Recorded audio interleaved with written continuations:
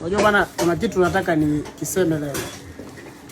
Hizi Mazda hata kama ni kweli watu kuna masharti wanayakosea, lakini itoshe kusema kwamba Mazda zimezidi. Itoshe kusema Mazda zimezidi. Kwa sababu gani? Hapa saa hizi ina engine work 3. Sawa. Hii Mazda unayoiona hapa, hii engine tunaifunga leo ni engine ya 3. Ilishafungwa huko nyuma gereji zingine engine 2, hii ni ya 3. Na usajili wake bado juzi tu. Achana na hii. Hii unayoiona hapa ni engine work pia. Sawa? Turbo ilifeli, ikakata hadi shaft, oil ikawa ina yani ipo kabisa kwenye exhaust pipe, yani kiasi kwamba oil inapungua vibaya mno. Piston rings zilikuwa zimefeli, inapandisha blow by gases mpaka kwenye dipstick hapa, inamwaga oil. Mulikie pale utaona kuna Mazda nyekundu pale, zoom kabisa, zoom. Zoom. Geuza rudi. Hiyo nayo imetoka kufungwa engine nyingine. Imefungwa engine nyingine siku ya 3.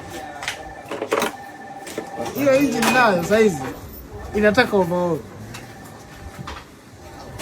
Tukaeni kikao cha dharura kwanza. Tukae. Hivi ni kweli watumiaji wanakosea au manufacturer wa hizi gari ametupanga? Kwa sababu kuna vitu pia vinalipa maswali. Sasa kuna baadhi ya watu hizi Mazda hazijawahi kuwasumbua kabisa. Yaani wapo pia hao watu hazijawahi kabisa kuwasumbua, lakini trend ya zinawasumbua pia ni kubwa. Kuna Mazda moja tulifanyia inspection Moshi. Tutaiposti video yake. Tumekuta ina fault kabisa na usajili umeshakimbia. Maana sasa hizi kwa natafuta mwaka wa 2 ile gari. Kuna Mazda nyingine, kuna kama 2 hivi watu na service za wateja wetu hazijawahi kuleta shida yoyote. Kama 2 3. Lakini trend ya hizi issues ni kubwa sana kiasi kwamba tunashindwa kuelewa sasa. Sasa mimi naweza nikaanza kupata doubt. Kweli gari zina masharti, lakini Mazda kuna kitu.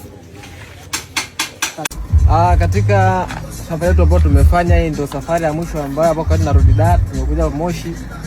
Tumekuja kupima hii gari hapa ambayo ni Mazda 65. Katika gari ambayo tumepima, hii ndio gari ya kwanza ambayo ni Mazda ambayo haina fault, haina yoyote kwenye system yoyote.